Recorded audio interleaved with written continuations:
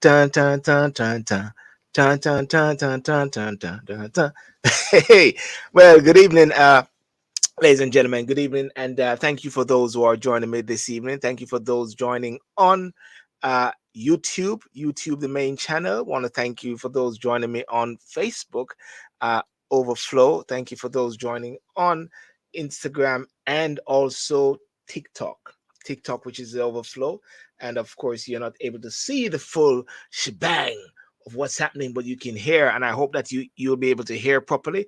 But if anything, you can come on over into, yep, come on over into YouTube. Yes, come on over into YouTube. And I'll be joined later today, all being well, by O'Neill Cross, my co. I'll be joined also by Matunda McCullough, um, former acting public defender in Jamaica and barrister in the UK. I'm hoping to also be joined by possible Daniel Archer from Jamaica as well. I'm hoping Touchwood, we'll see how it goes as well. So yeah, and for tonight, I'll be having a drink of sure, maybe some wine or so like that, and some water and a small little drink right here. Don't know what it is called. You know, there's a transition going on presently in Jamaica, right? There's a transition which is Jamaica to be a republic. And there seem to be somewhat, maybe not a roadblock, but maybe there's some humps along the way, and maybe there's some potholes along the way in the process of this. We have seen over the few days, if one is actually tuned into Jamaica, um, whereby the recommendation which is to be put forward to Parliament, as what they said, has come on to sort of a roadblock, whereby the opposition is actually saying, hey, we're not going to be signing off with this recommendation because there are some issues in it that we are not so really happy about. Members of the committee, a couple of them are not conservative, PNP, some are JLP, new churches, youths, different persons. So the question is the committee also made up of a good cross section of even civil society as well? So therefore, the opposition has actually said not to sign. That is the representative which is there, Donna Scott Mott, and also Anthony Hilton, and I believe actually you small.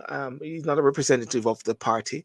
I think he's saying also he's got some concerns about the uh, the constitutional reform and the recommendation, which is also there. So he's sort of holding off as that. But one of the things that the opposition leaders brought into the frame is the whole aspect of the Privy Council. The whole aspect of the Privy Council, whereby that needs to be on the books, even though the Privy Council is not something which is entrenched in the Constitution, and that's a political decision which they can actually decide beforehand. They can decide it now, go into Parliament and decide that. But there seemed to be a sort of hiccup right there, and also something came into the frame again about dual citizenship, and I believe what maybe Mr. Golding is saying. Actually, I'm going to try to see if I can get an interview with him. Maybe what he's actually trying to say, bring that back on the table.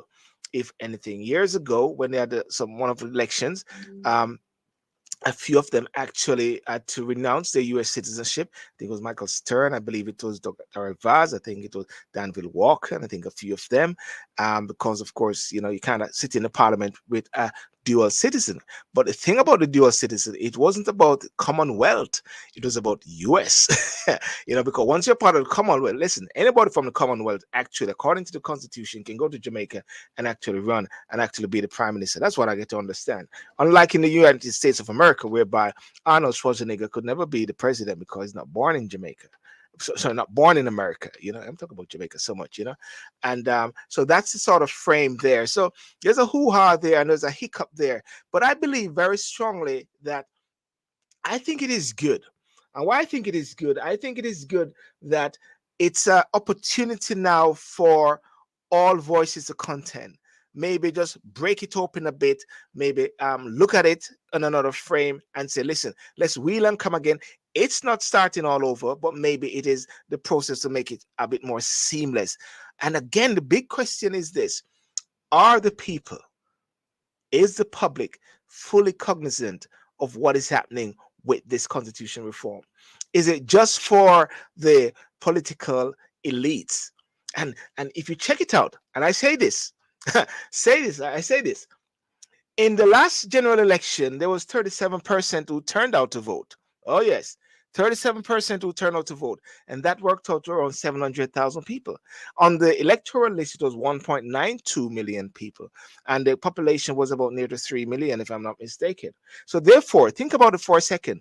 If only 700,000 persons came out to vote, that means to say the political parties are not speaking for the mass of the people. And then the last local government election, which took place recently, which people are still trying to find out who actually won, it was 20-something% that turned out. So therefore, they are not speaking for the mass of people. So the question now, where is civil society? Where are the other stakeholders that need to be a part of it as well? So that is something that I want to really touch on tonight and have that sort of discussion in regards to Jamaica as a transition. But I'm going to play this video of Matunda McCullough, and before I start, I'll just play this quick video by Matunda McCullough. Okay, thanks for that, Matunda McCullough, former acting public defender in Jamaica and barrister in the UK. So he's going to come on later, and we'll sort of talk about that regarding the apex court, which is the Privy Council vis-a-vis the CCJ. Let me just invite. I'm going to invite O'Neill Cross here now. Hey, O'Neill. Good evening. How are you doing, sir? I'm good. How are you doing? Yeah, I'm not bad. I'm not bad. It's a great. What should I say? It's a lovely Saturday day. You know. Yeah. In the UK here, I was able to watch my daughter playing outside. You know, because sometimes they don't get to play outside because of the coldness. But they're like a Jamaica atmosphere. It's been a rainy. Raining over there. It's been a rainy week for us. Yeah. I think May is the most rain I've seen in a long while. In the Northeast, it's been raining, I think, since Wednesday, and it worked all day today. So it's raining since Wednesday. Okay. That's interesting. And I was listen. Just before we go, there's some very interesting thing happening in America there, isn't it? Yeah. Which one do you think I'm thinking of?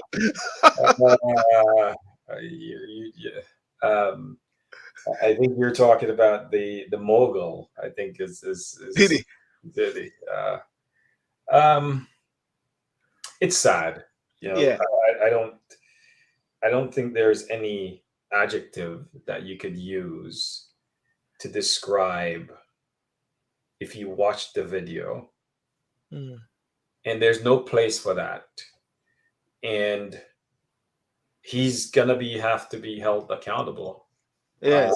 For that. And if you remember, I think Stephen A. Smith, who speaks on sports, did a monologue about it. And he mentioned, if you remember, Ray Rice, was it Ray Rice? In I think probably about 10 years ago or so, with that elevator video. Remember, it ended his career. He never played in the NFL again. And that has created a movement and a process. And just to see it, you know, and I could not watch the full length of that tape, but just to see someone who would kick and do that to a woman is just unconscionable. And I think there should be no place in our society. And it doesn't matter how much money you have.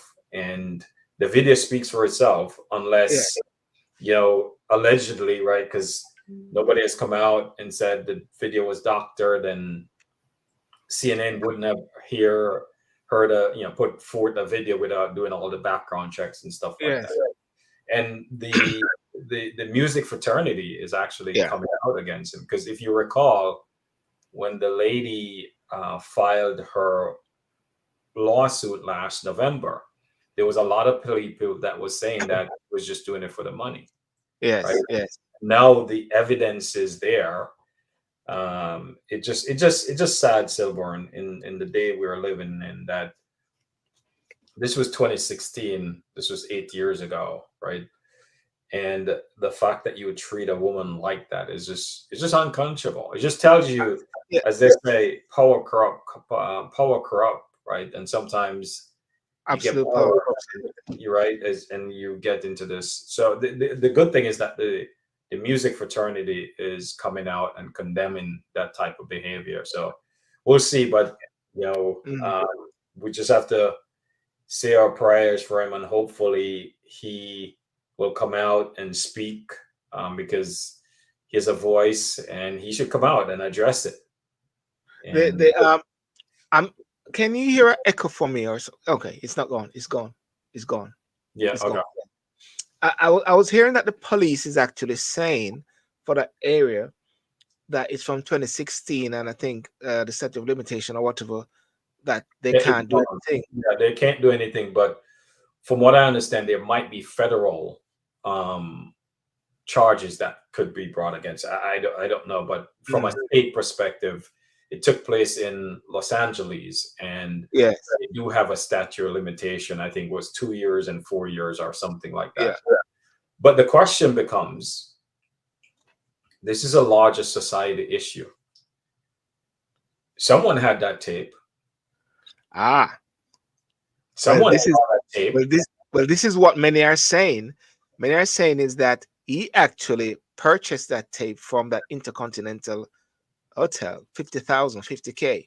I mean, a lot of people are saying different things. But the question is, did he purchase it from the hotel, or he purchased it from an individual? Well, well, that's the thing. Like he went into the video room or whatever like that and spoke to. Yeah, yeah, Exactly. yeah, So yeah, I want to be, we got to be, because that's a big brand, right? And they haven't come out, and it could be they didn't purchase it from the hotel. They might have purchased it from an individual. So mm, that has to run its course, and I'm sure that organization is doing a thorough investigation of that matter, way back in 2016, and there's no place for that. And as Stephen A. Smith said yesterday, Silverman, his career is done. His yes. career is done, and it's unfortunate. It's unfortunate. And one of the things is that there have been some sort of thing trending on TikTok where people say they're half asleep and the Diddy comes in, and it was running like a joke, but it is so really real now in a sense. And you know, when one look at you know, I saw it, didn't know. Actually, I didn't know what it was. It was to me. You know what it reminded me of? I tell you what it reminded me of. When I got married and I came back to the UK, it was right after we came back and we were unpacking and everything, and we were looking at the television, Hmm. yeah, and we saw the plane going into the thing, and we said, "Cool, that's a movie." You Hmm. know, it was right before your very eyes, so you saw it. And similar with this whole thing with Cassie and P Diddy. I saw it and I said, no, actually you saw it before you know what was actually happening. So one saw it there and then I said, shucks, man, that was really crude, man. No Yeah, wonder the young lady was trying to get her charges and everything like that, but they couldn't find this piece of evidence. yeah. Somehow it turned out, but it's sad, and hopefully, the music fraternity has come out and condemned that type of behavior. And she's pretty courageous. I have to give her credit for coming Yeah, out and defending herself, because as someone who has four sisters and daughters, I wouldn't want my daughter or daughters to go through anything like that. It's just yeah, sad, and it's sickening. And we're in an era where we should protect our women. Tupac said, we mm, should honor a woman. The funny, Tupac has a song that he sort yeah, of, song for women. And as I was watching it, I'm like, look at Tupac, who, yeah, talked about putting our women pedestal, and here's someone who's decided to beat the crap out of one. So it just tells you it's not a generational thing. I think, absolute power corrupt, and I think sometimes when you have means and you have money, you think you could do anything, and that's just, because look at Tupac, right? Yes. There was someone who idolized and put women on a pedestal. Still, he had his issues, but he was one of those.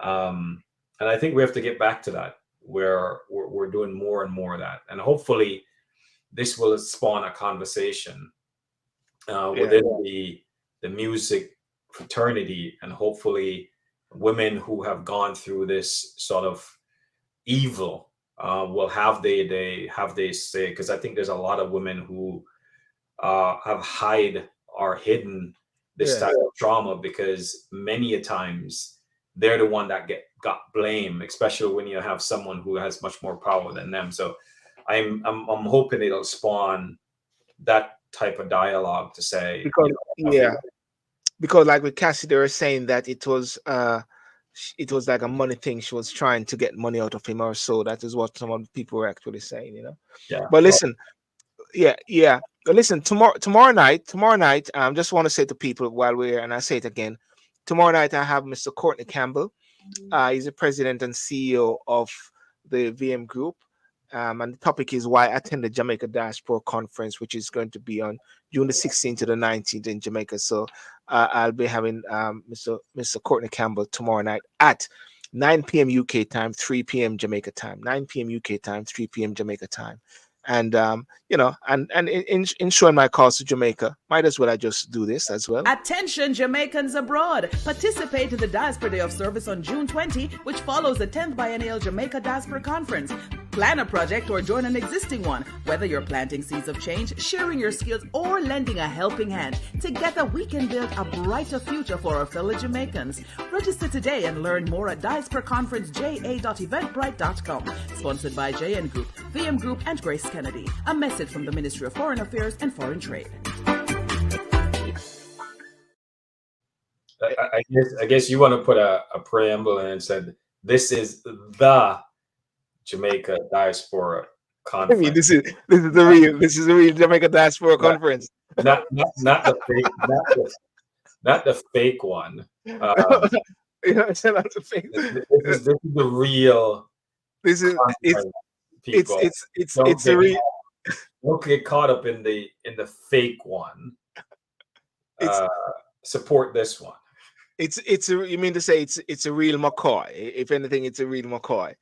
Yeah, it's a sanctioned one, and it's one that is there to help Jamaicans, and the other one is there to get publicity for themselves. So don't turn up for it and don't get bamboozled by another conference that is going to be online at the same time. So tell me, so your thoughts on the in a brief, your thoughts on the. By the way, what are you drinking? What are you drinking? What are you drinking? What everybody's drinking? Some Sauvignon Blanc is what I'm drinking a little bit. Actually, I made some fish. I haven't eaten it yet. I made some snapper because yesterday I went to the fish store and they got snapper on Friday. So I was able to get me a nice snapper that I made brown stew snapper. So I'm looking forward to having that later. Yeah. Well, ladies and gentlemen, please tell us, please send a message in as to what you're drinking. Kim Snow, how are you? Long time to see you. You need to come on. Let us know what you're drinking on YouTube, Facebook, and as Mr. Makula is around, he's gonna come on shortly. But what's your take on this anyhow? You've heard me, Silburn, for years that there are two types. First of all, whoever this person is, I'm gonna say he means well. He means well, and I'm gonna assume positive intent. But I also think he's naive as well, and I think there's some people who try to amplify themselves within the diaspora. They don't speak for all the diaspora. There's, I believe, about 4 million people who live between the UK, Europe, US, Canada, etc. So this Yeah. person, I call them a fringe who's trying to get publicity, and it's a shame, because we do have some people like that who decide. Hang on one second. Who decide that publicity is better than helping Jamaica. And you've heard me said many a time before that one of my issue with a lot of folks within the diaspora, some people, is that they look out for themselves and not the country. And this is just another person who is trying to gain that type of publicity. It's sad though. It's sad, but hopefully the Jamaican broader diaspora will see through the con game and just move on and not even support them. Yeah. Well. Good evening, to Sir Herbert Mushett and Mr. Makula. Yes. After all these years, I'm still calling you Mushett. Mushett. And I think I have my counsel. I will advise him. You what? You have your counsel online? I have my learned friend. Yeah, I have my learned friend here with me. I will instruct him on you. Well, Dragon Spitfire is what my good virgin from Ochi. I got an Ochi man online, Mr. Tubbs. He says he's drinking Dragon in Spitfire. Matunda, how are you doing, sir? Hi, good day. I'm good. Good day. Yeah, what are you drinking? What are you drinking? You can be eating or soup or whatever that, or I'm drinking this one. I'm drinking. You're my Red Bull. Don't you know that line? Don't you know that line from that song? I'm drinking. I'm drinking. That's right. I Red Bull. and Herbert.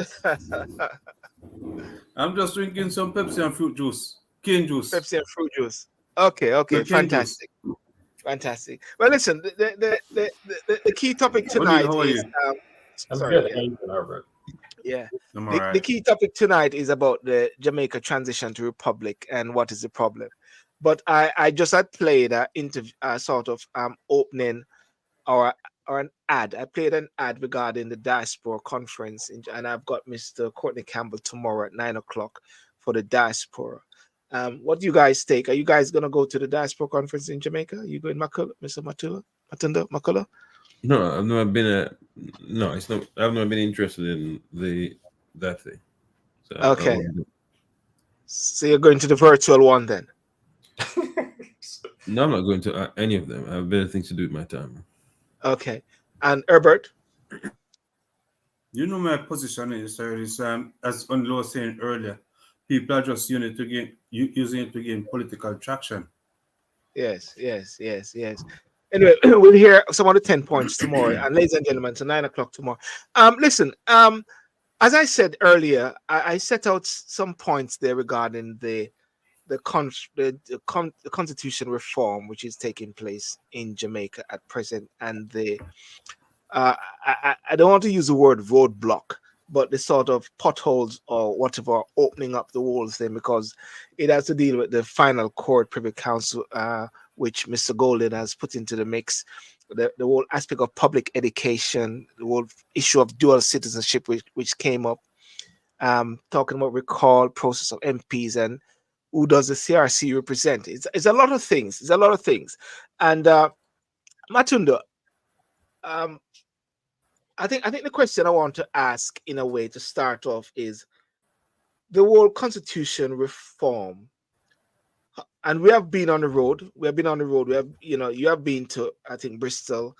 I've been to Birmingham with you, and we've been to London, and we have been doing the road show around the country, the UK, that is in the diaspora, talking about it and letting people know about it. What do you think is happening now with this sort of impasse? How do you see this?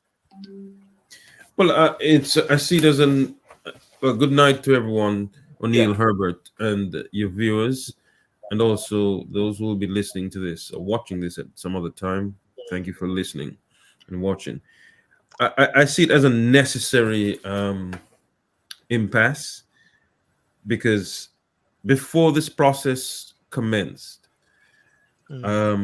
we all knew that there's consensus on removing the monarch as the head of state.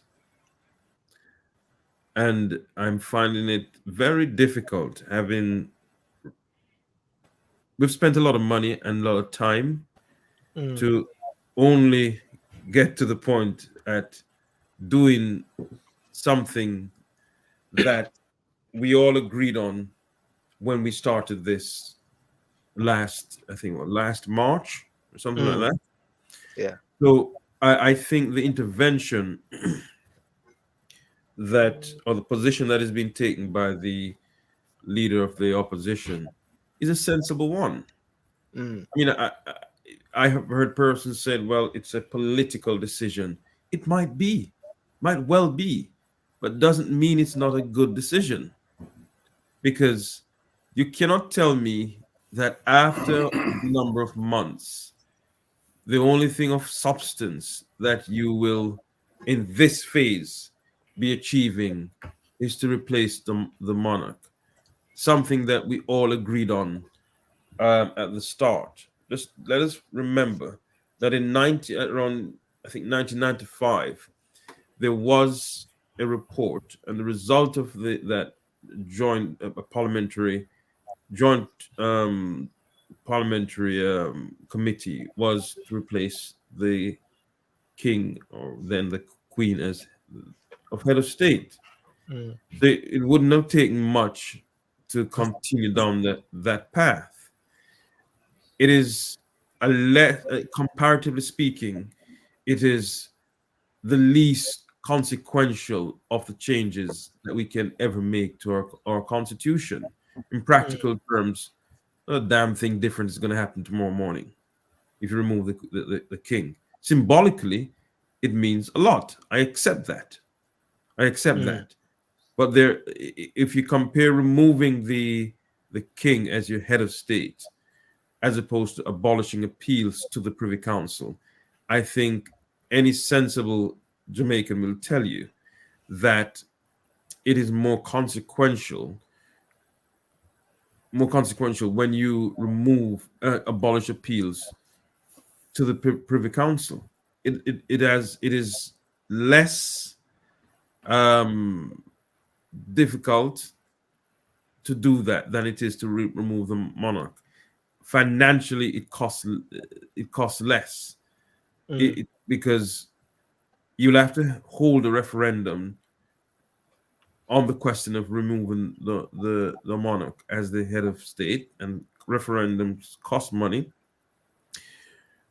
As it stands right now, what you need is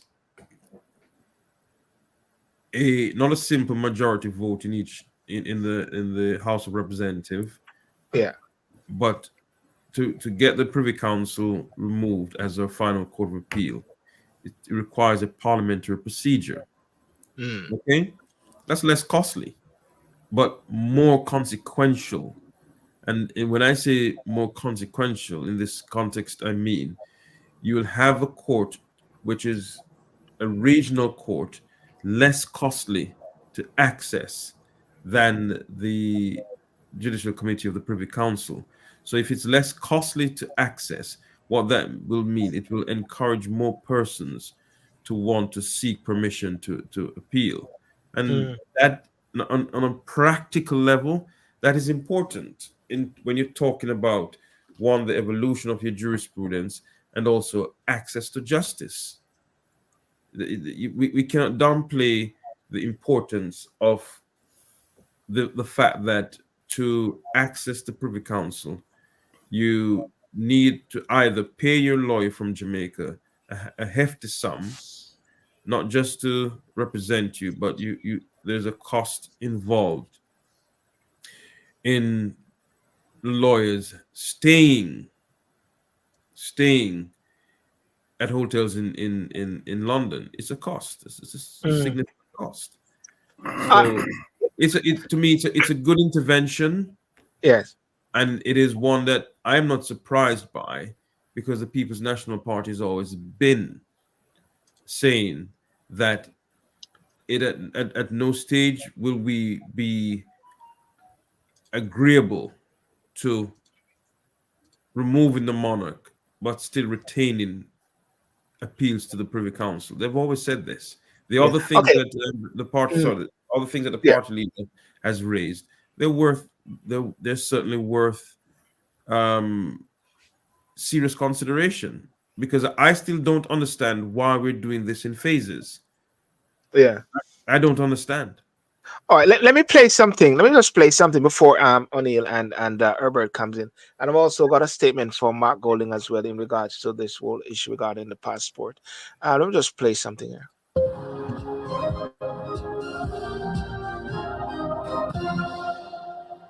Meanwhile, the Minister of Constitutional Affairs, Marlene Malahoo Ford, has accused opposition leader Mark Golding of trying to lead the process of constitutional reform. She has called for Mr. Golding to come clean and to tell the country what she calls the real reason why he has instructed his members not to sign the draft report. Details from Anthony Lugg. It seems as if Mr. Golding wants to make the decisions without regard to the process by which the decisions are made. Legal and Constitutional Affairs Minister Marlene Malahoo Ford hitting back at opposition leader Mark Golding hours after a PNP press briefing on Tuesday. I believe the leader of the opposition, Mr. Mark Golding, owes it to the people of Jamaica to come clean and say why he has taken the stance he has taken. The parliamentary opposition wants Jamaica's transition from the British monarchy to coincide with the move away from the UK-based Privy Council as the country's final appellate court, despite the government indicating that the concerns surrounding the CCJ will be addressed in phase 2 of the constitutional reform process. The opposition has not yielded. If we cannot cooperate and collaborate on the things on which we agree, how will we do so on the things on which we disagree? I think Mr. Golding's approach is his way or the highway. I believe that his utterances and his conduct make it clear that he wants to lead the process and he wants to do it his way. The objection raised by the opposition leader has brought into question whether a bipartisan approach to relinquishing the king as the head of state will ever materialize. For Justice Minister Delroy Chuck, the sooner that the opposition members, under the instructions from the leader of the opposition, sign and agree, then hopefully we can move forward. So, with the opposition taking a tough stance, the big question is, what's next? This is a process that requires true collaboration, not lip service.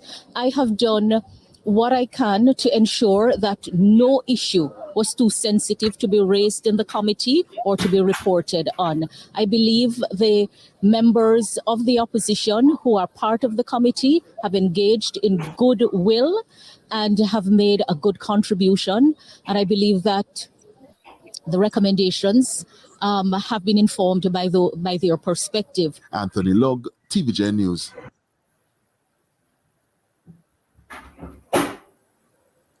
Okay, so we heard that bit there. Let me just ask O'Neill, what's your take on what's happening here in Jamaica from your perspective?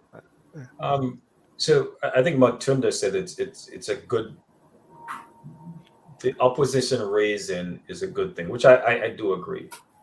But there's a process that has been in place for a year. And just my simple reading of things, Silburn, if everyone agree that we should remove the monarch, the king, that's phase 1. I think there's a larger issue around the Privy Council, and you and I have talked about it. The Supreme Court right now is the highest court in Jamaica, and then you have the Privy Council. You have the CCJ. I believe Barbados, when they moved, they also replaced the Privy Council. but they had a longer process, if I recall.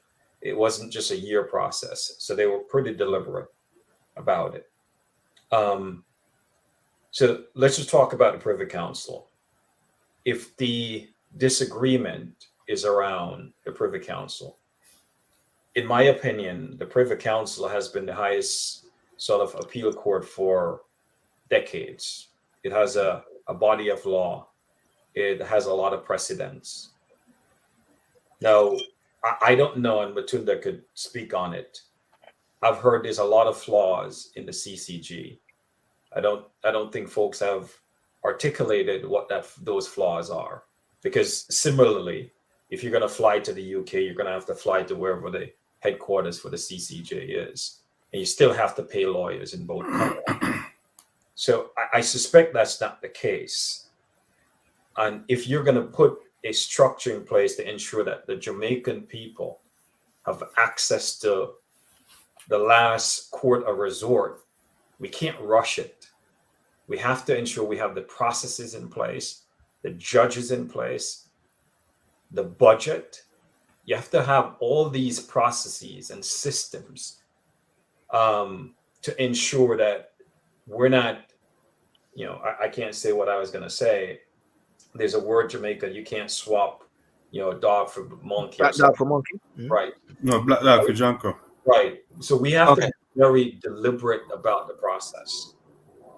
And in my opinion, if this issue was raised a year ago, there should be some agreement to say, if Privy Council replacement is part of this process, it has to be more than just a year.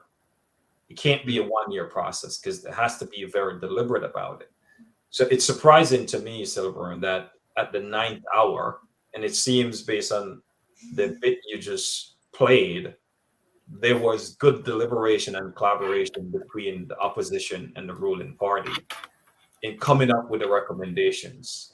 So at the 9th hour, we're going to come out and say we have some objection. Their real objection, do agree, but should that have happened when this entire process started? And then I suspect that's one of the reasons people are saying it's a political play, it's a political move. But at the end of it, I think, for one, we have a constitution in Jamaica, 1962. That's sort of the architect of our governance system within the country. It's what has all the rights of the Jamaican people, all the institutional governance are in there. I want us to be very deliberate about making any changes to that, because we know this. We have seen it around the world.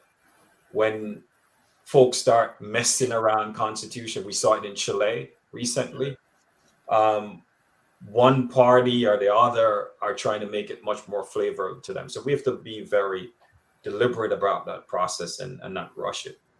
And in the sense of the dual citizen, it was a political move when it happened years ago, Silburn, because back in the day, people could have dual citizen. In the US, you can have dual citizen and be in Congress. So I'm not worried about it, because the oath that you take when you go into Congress, you sort of denounce your first citizen. But I think overall, we have to be deliberate. So I was super surprised in that the opposition leader took the approach they took. Yeah. Let me thanks for that. Herbert, if you say a couple of things, and then I'll go back to Matunda, because I've got some points also to make about the whole bit about the Privy Council and the dual citizenship. Yes. What I said Thursday night, and I've always been saying it. This process started back in '95, as Matunda alluded to. And it was always the position of the ruling party back then, the PNP, that the CCJ must be the final court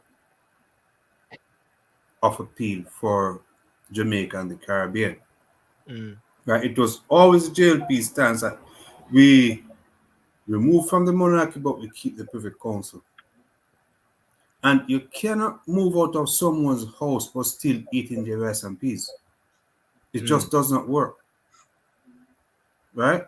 No, I think we should remove ourselves from the politics and deal with the issue. Because what it now comes on to is a matter of a political maneuvering.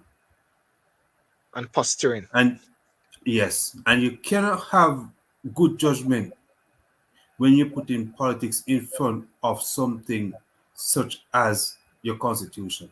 Yeah. Okay. When I listened to the speech there and the discussion by the video with Malou Fort and Delroy Chuck, one of the things that I pick up is that, as you rightly say a while ago, is injecting a level of politics into it. What I'm not hearing, and this is the thing I'm not hearing what is it that the people want. Are we actually lazing with the people? What are the people saying? We're seeing two factors between PNP and JLP, and the whole process is now being dogged or kick the can down the road in this actual respect. And you said something a while ago, Herbert. You said that years ago, the whole aspect of the CCJ has been on the books of the PNP wanting that to be the final court of appeal.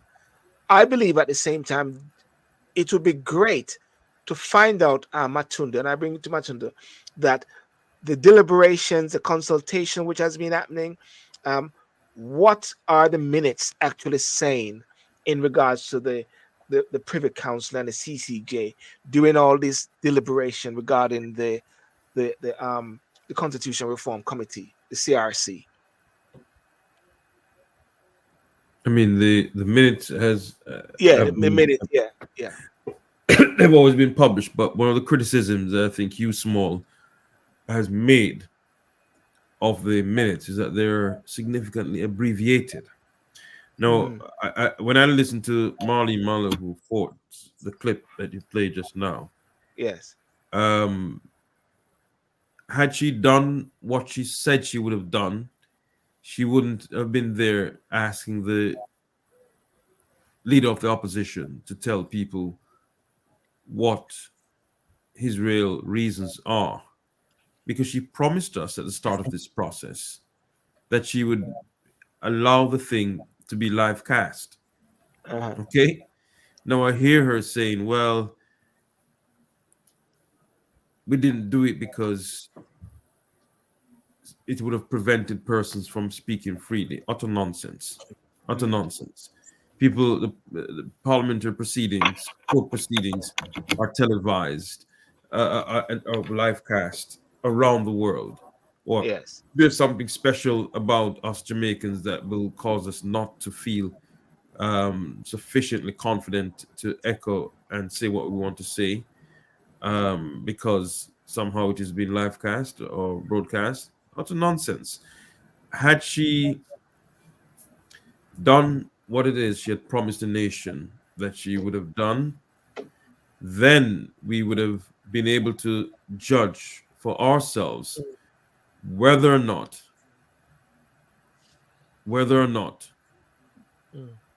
the opposition's position is something that they have just come up with in terms of their objections. Because when you have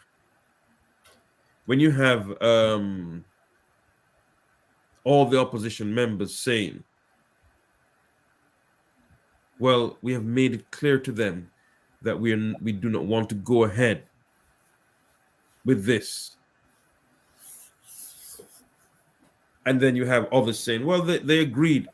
There's a fine line between saying we agreed, they agreed that everything should be we agree on everything in phase one. Doesn't mean I've said to you that phase one should go ahead without the Privy Council. I can say to you, A, B, and C are being dealt with now, and I agree that A, B, and C are important. Your position on A, B, and C, I agree with your position. But also, I also think that whilst you're dealing with A, B, and C, we should deal with D. And secondly, more importantly, and history is important, when this process commenced, let us not forget the leader of the opposition decided that he would not send anyone to sit on the committee until he had guarantees of what will be discussed, because his party is of the position that the issue of the abolishing appeals to the Privy Council must be discussed. Secondly, on the 3rd of October last year, the same Marlene Malahoo Ford told the nation in Parliament on the 3rd that by the 31st of October or the 30th of October, the Prime Minister will tell the nation his position as it relates to the CCJ. He hasn't done so. She hasn't explained to the nation why it is that this hasn't been done. So now to say, well, it's political. Well, it's equally political for the ruling party not to put its position on the table. And so to respond to some of the things that O'Neill has said, the Barbados acceded to the jurisdiction of the Privy Council before it became a republic. The cost element in terms of financing the court, we are presently, as Jamaicans, we are part of the financing pool or team, because the money was raised years ago before the court opened in 2005. The money was raised, and we are still paying towards it. The judges are already in place. I mean, the court has been operating on it for over 20 years or 20 years. 5. So it's 2000. It's been operating since 2005. I don't understand this. I think the JLP has been waffling consistently in terms of its position. It appears to me that there are internal disagreements. Not everyone in the JLP agrees that we should not accede to the CCJ. The likes of Tom Tavares, Finson, suspect Ransford Braham, they're saying, let's keep appealing to the Privy Council. But there are other persons within the party who are saying we want to go to the CCJ. And so when people say it's political, they must also understand that it is for a political reason why the simplest procedure, the simplest amendment to the Constitution is being kicked to phase 2, because the Jamaica Labour Party knows that if it is part of phase 1, it will cause a serious fissure within their own ranks. That's what happening here. Can I just pick up right here? And I'm on to Instagram here. Senator Norman Grant, former senator, I'm saying, no, you don't have to fly to CCJ. The judges are in place. The budget is in place as well. There was a point which was mentioned about Shanique. What's her name? Shanice Mary. Actually, yes, where the CCJ actually came to Jamaica. Well, our trial was held in Jamaica, isn't it? Yeah, but I mean that's the CCJ in not in its appellate capacity, but in its original dealing with the Treaty of Chaguaramas. But the point is still there that the CCJ is a regional body; it's easier to access. Well, I'm gonna sort of say it again, Matunda. So Jamaica is not the only country that have some reservation with the CCJ. If I recall, there's probably 5 or 6, CARICOM members. I think Barbados is one, Belize, Dominica, and a few others. There are other countries Guyana that have some issues with the CCJ. I don't think we should just stem that. And my issue, I think there's 2 Jamaican judges on the CCJ, if I recall, and there's others. My issue is of sovereignty. So if I'm a Jamaican, right now we could say, well, you go to the Privy Council. At least in my opinion, it's a much objective process, but we have to work out the governance and strengthen the CCJ, so all CARICOM member will have the confidence that their citizen when they go to the CCG, they will get the right ruling, right? And get the whole construct of what we call here justice is blind. What I worry about when we see it, when we have any of these regional bodies, there's always politics injected in these processes. So we have to ensure that the governance is in place. So if there are issues, and I say it again, it's not only Jamaica that has issues, there's other Caribbean countries. Those issues need to be fixed before we decide, yes, abolish the Privy Council and go to CCG. And you could correct me on this point. I believe today you could actually go to the CCG if you want. I think I could be totally wrong. No, you can't. No. You can't. No, So, only in its original capacity. You can't. In the CCJ, you got to see it in two lights. It has two jurisdictions. One, the jurisdiction that deals with the CARICOM issues. Mm-hmm. That's the original in its original jurisdiction. The part of the CCJ in its appellate capacity. That's what you and I are talking about. We can't go there presently. We can only use it in its original. That's how Shanique Mary case got heard, because that was a treaty issue, a CARICOM issue. I mean, the other countries that you say have had problems in the Caribbean with the CCJ. I wouldn't say that they've had problems. It's just that the people just decide, Grenada and St. Vincent, where they've had referendums which are highly politicized, they decided that they won't accede to their jurisdiction. But the structures have been there since 2005. The financing is there. What gets to me when I talk to people about the CCJ is this. I always ask the litmus test. Have you ever read any of their decisions before? Oh, no. So how do you know about the quality of his jurisprudence? I'll have people know that around 7 years ago, within the common law jurisdiction, a judgment of the Privy Council was voted, yes, as the leading decision of that particular year. I can't recall what year it is. Out of all the courts in the common law jurisdictions, England, Australia, New Zealand, Zimbabwe, Nigeria, a judgment from our Caribbean Court of Justice was voted the number one decision. Okay? Yeah. This idea, I mean, I think when people talk about the distance from, well, because the judges are far away, they will in London, they tend to be more objective. One of the things that they don't do, and you have to look at what's the real function of an appellate court, a final appellate court in a jurisdiction. It's not just to give decisions, but also to train the judges who are below them. We don't get that from the Privy Council. Yeah, but so how can you sustain your judiciary if those at the top do not engage with those at the bottom? So I think it's a philosophical issue, Matunda. In my opinion. So I think there's a segment of Jamaican like myself is around sovereignty.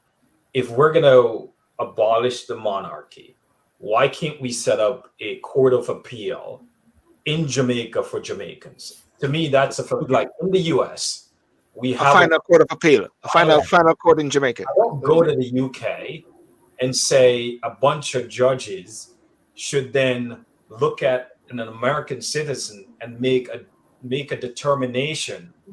That's my philosophy, is that we should be able to put an institution in Jamaica that actually will rule for Jamaica and that have whatever the numbers are in the CCG, folks from other countries. That's my philosophical, and I suspect when back in the day with Manley, when we're trying to create that one Caribbean, the issue of sovereignty was a big part of it, and that's sovereignty. You got let us not. No. So my issue is that why couldn't we Jamaican put a final court of appeal in Jamaica? Why I can answer that question. Right. Quite simply, because we're financing a court in the region already. We decided that we've always said that we wanted a Caribbean Court of Justice, not since 1995, but since we got independence at the time of federation. That was the consensus that it's best to have a regional court. It will give us economies of scale in terms of cost of running it. Okay. Secondly, it will give us access to other judicial minds. Okay. Sovereignty it's not an absolute thing. Sovereignty is not an absolute thing. You don't give someone a piece of your judicial sovereignty unless you want to. Yeah. And that's what we have decided that we will do. Yeah. So Can I ask a question? One second there, O'Neill. Can I ask a question there, Matilda? And this is a teaching point here. You're saying now, at this moment, before we get rid of the king, the government and the House can actually decide to get rid of the CCJ, the Privy Council. Yes. I mean, in 2000, it doesn't have to be a face. Yeah, go on. Yeah. There doesn't need to be a referendum because the Constitution doesn't ask for one. In 2005, remember, under the PJ Patterson government, 3 bills were taken to Parliament. The People's National Party used its majority in the House of Representatives to pass 3 bills that abolished appeals to the Privy Council. There was an appeal and there was a challenge to that. Went all up to the Privy Council, and the Privy Council said that was unconstitutional. And why? Because it said the Court of Appeal and the Supreme Court are entrenched. Why would you have a superior court that's not entrenched? In other words, there must be something, and I think that's perhaps correct. There must be something in terms of procedure that will ensure that tomorrow morning, when a new government takes over, you don't have someone decide, hey, let's abolish the CCJ. So what most of the legal scholars are saying, okay, fine. What is that procedure that can be put in place to ensure that our final court doesn't become effectively a short-lived thing, i.e., a 2/3 vote in the Senate, so that everyone has to agree on it. I'm going to go back to O'Neill, but just this point here, what I'm picking up and what I'm sensing, though, is that even though the Constitution does not speak for a referendum for the Privy Council, I sense Jamaicans are actually asking for something, though, that they can have a say on. In that respect. And sorry, right. and that's good. Yeah. And you see, I'm not yet convinced that there should be a referendum. However, it brings us back to what the leader of the opposition is saying. The Jamaica Labour Party needs to tell the nation what is its position, because if it so happens that the opposition and the government agrees on abolishing the appeals to the Privy Council, if we have a representative democracy, then why would we need a referendum? And so, call it political or what you may call it, the government has an obligation to tell the nation what is our position on abolishing appeals to the Privy Council, because up until today it has not done so. Yeah. Okay. Fantastic. Good point. O'Neill and then Herbert. And then we'll look at some comments here, some very interesting comments. I don't disagree with Matunda in principle. I just think that I would want Jamaicans, and maybe it's a referendum, Matunda, where Jamaicans decide that yes, the CCG is their last court of appeal, and I could live with that.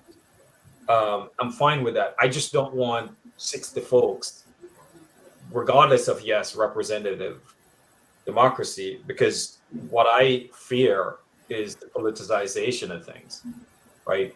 And if the Jamaican people decide, yes, this is where we want to go, CCG, then let's do it. The other point I want to address real quick there, Silver, and I think Matunda, you mentioned the sort of putting it out there, the deliberation. You know, one of the things we've seen in the U.S., these committed meetings, they become a show where every one of these congressmen and women, they're not deliberating and making, in some cases, most of them are sort of acting for the cameras. And what I worry is that a serious process that I have to be deliberative, I have to think, right? We have to go back and forth. You know, it start turning folks off because, you know, there's legal terminologies, etc. And then you might have people start acting for the cameras, voicing a deliberate, you know, back and forth around the issues. That's one of my concerns. Why I think having it the way it is. But to your point, I think they should have put it and then they should have had much more back and forth with the public. Yeah. In terms of explaining, etc. Okay. And only just to say for the record, is CCJ, Caribbean Court of Justice. Yeah, CCJ, yeah. CCJ. Herbert, what's your take? That's how Americans pronounce J. G. Yeah. Yeah. If we go back to 2016 Brexit, Jeremy Corbyn would not say what his stance was, right? Because he was afraid of a backlash. I'm not sure. He lost because he was undecided, right? Let's go back to our constitution. The government is undecided. They don't know what to tell the people of Jamaica. And that is why they're not having town hall meetings. They're not going into the districts to educate the mainstream Jamaicans, break it down into common language so they can understand. But they're keeping all these meetings, committees upon committees, achieving nothing, right? The only way to get past this is to bring it to the people, however you want to bring it to the people, so they can understand what is at stake. Yeah. Right? You're right about that bit there about bringing it to the people, because what I'm sensing is that the people are now looking in and it is good that this is happening.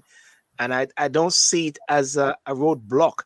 I know that persons are actually saying, like, Mark Golden and his team are opportunists. Everything from February 24 has been and will be about politics, and saying there's definitely politics on both sides. Some aren't honest enough to say that about their party. Can I just bring that question in? This is one. People always say everything is about politics. Well, you guys talk about everything is about politics. Like what is happening now, the Golden, because of that recent elections, it's about hunger for power. It's about wanting to be the prime minister that usher in Jamaica being a republic. And Malahou Ford said something that it is Golden saying it is my way or the highway, and he's being a bit disingenuous. Politics is always play a role, right? If you're a politician, politics is always going to play some role. But I'm going to assume the opposition leader positive intent here. My worry is that if nothing happens, it's dead, because the other party, say the opposition form the government, there's no way they're going to agree, right? So to me, irregardless, because I think Matunda, you said this, or maybe Herbert, this topic has been going on in conversation of both political parties for decades, right? PJ Partners talk about it, Golden talk about it, right? I worry that the first time we actually had something, and I agree with Matunda, we got to figure out how to make it work. I just worry, Silburn, is that if this is dead in the water, I believe that if the opposition form the next government, it's still the same way, because you'll never have agreement. That's just my opinion. I could be totally wrong, and I hope I'm wrong. But I think once you inject some politics in there, and I think there's some political gamesmanship, but I'm where Mutunda is. I think he's raising some right things, but the question is, was it the right time? I don't know. And could you have had much more collaboration and deliberation behind the scenes, right? Because the report was going to come out. I don't know those answers because I wasn't there, and maybe that's where Mutunda was saying that, hey, we should have these things televised. But I'm going to assume a positive intent. I just worry, Silburn, that if we get nothing done, it's dead in the waters. I want to ask this question though. Sorry, who was going to say something? Yeah, O'Neill, it's been going on since 95, right? And it was always the JLP stance to remain with the Privy Council. The administration back then in 95, they were always saying, let's go to the CCJ, let's create the CCJ, right? Where it is more accessible to people within the region, as opposed to a case taking 10 years to get to the Privy Council, or they're taking 10 years to hear an appeal. And that is why the death penalty in Jamaica has been put on hold. Because what they're saying is that for an individual to be executed, the appeal process must be completed within 5 years. Right? And I cannot see a murder trial, a murder convict exhausting his appeal within 5 years, because 10 years for the Privy Council to hear a case. Captain Morgan. Okay. Yes. Thanks for that, Herbert. I want to go on to what Mark Golding said about dual citizenship bit there, but I just want to close off this bit section on this point here. And I say it all the while. When I was in Jamaica, I went to my former primary school, Ochuris Primary School. I went to York Castle. I went to Brownstone Community College. And when I went to the institutions, I was saying to myself, this whole CCJ education process should be actually in these institutions, whereby you got law students or persons going down educating the communities right through the country about and getting people on their lips. Because I spoke to a few people in Jamaica, and they were saying, no, we don't hear nothing about this. And my brethren here is saying the average, this is what he said, it's sorry, that's not Michelle. The average Jamaican needs to participate, but it's not happening. Can't blame the politician. They're just not interested. It's twofold. It's twofold. If the politicians are not bringing to the people, right? If it is not leaving the halls of parliament to go into the townships of Olab and such places, the people are not going to show any interest. Well, the question why the CCJ though? Why not a final court in Jamaica? Matunda, let's leave off on that one. That point there.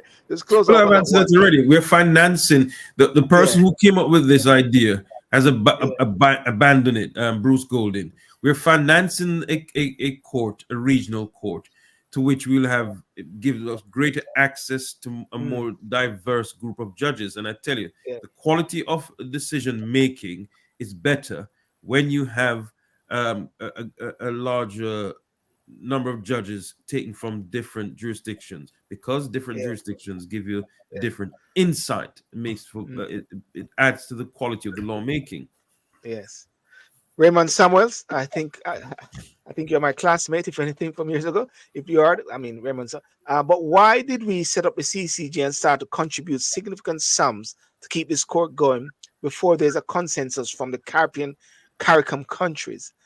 Matunde, how did we get this far without this level of consensus? Well, from the Jamaican side, because it was a CARICOM move, and it was a decision taken that was taken at the CARICOM heads of government meeting.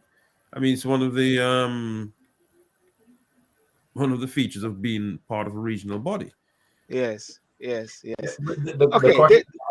question is, and I don't know the detail, Matunda, when that decision was taken, was it the financing for a court of appeal around CARICOM matters, meaning between CARICOM countries, regional issues, or was the thought process was to do both?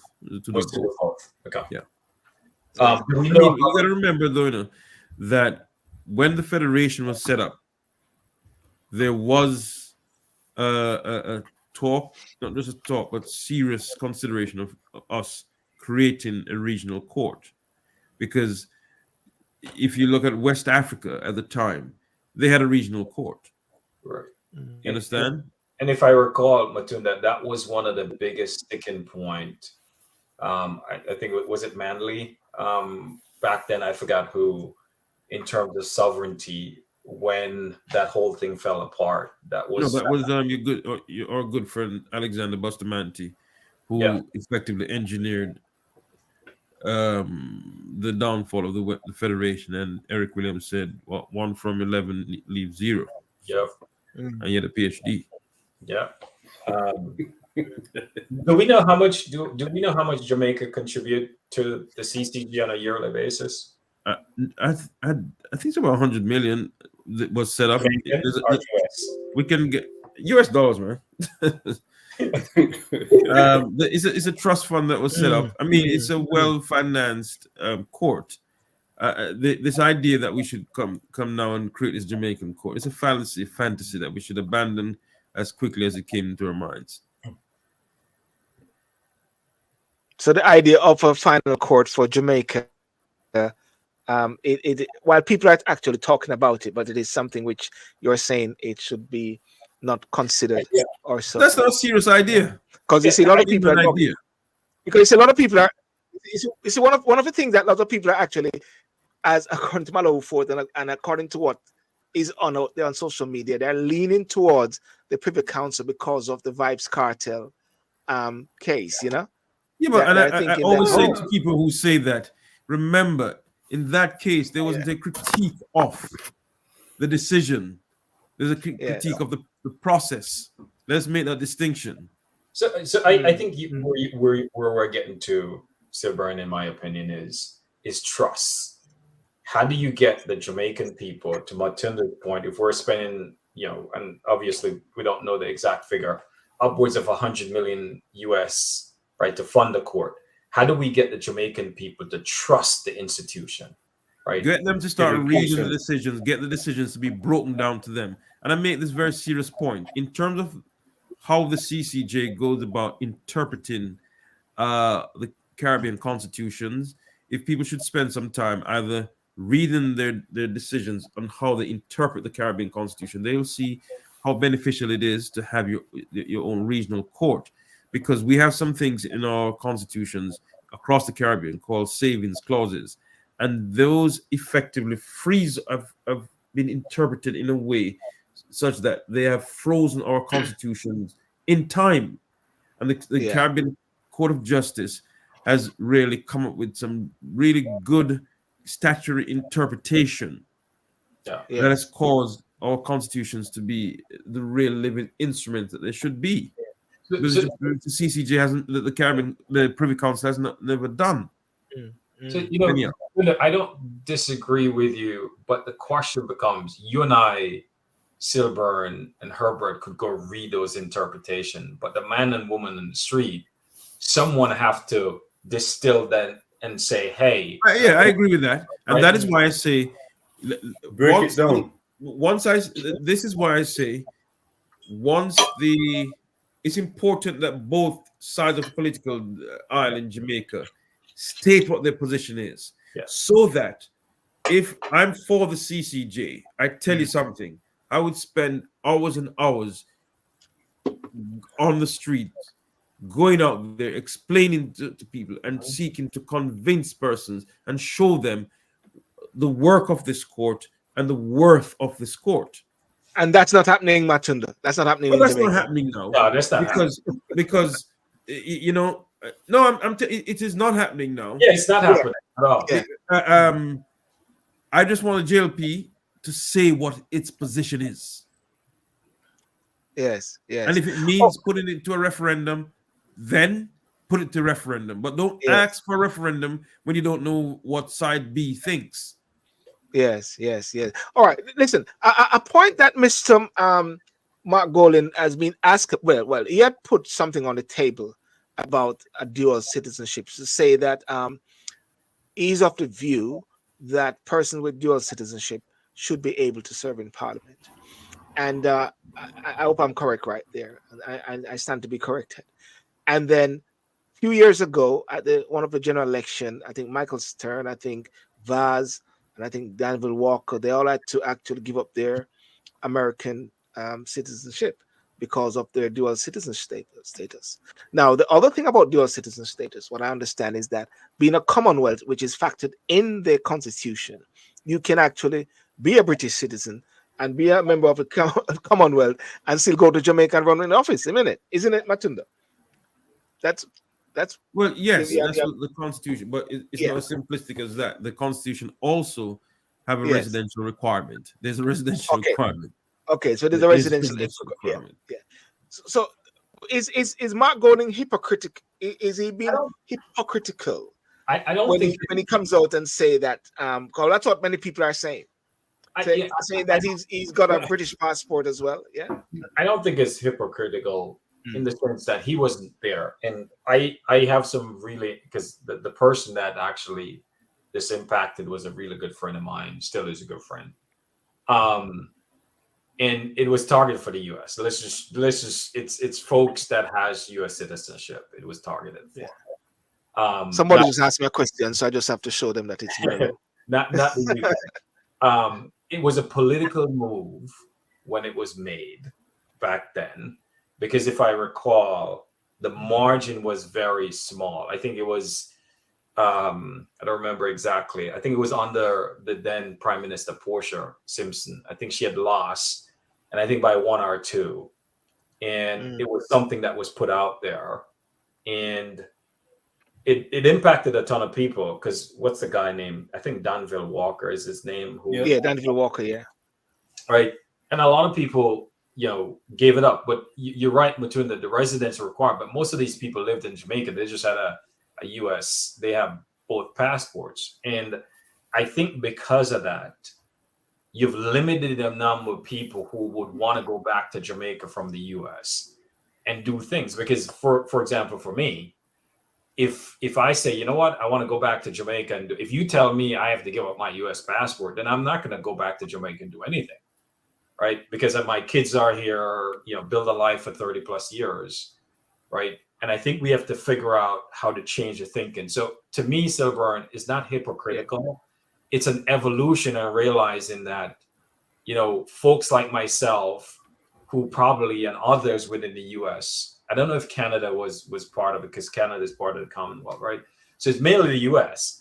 So you have a lot of folks in the US who would want to go back to Jamaica and get involved in representative politics, but they can't right now because But I think I think nowadays where a large majority of Jamaicans reside overseas, have dual citizenship, right? We should not be relied upon only for our services to the remittance industry, but also we should be called upon to come back to Jamaica to represent and serve the country and serve in whatever capacity we want to, we can, right? Limiting only people with a Jamaican passport to or serve as Commonwealth passport. you're limiting yourself to the excellence of Jamaicans living overseas and have the desire to go back and serve. Yeah. This is what Mark Rowling says. I'm a born Jamaican, and he actually put out a statement. I just saw it came up a while ago, so I'm just gonna read it there.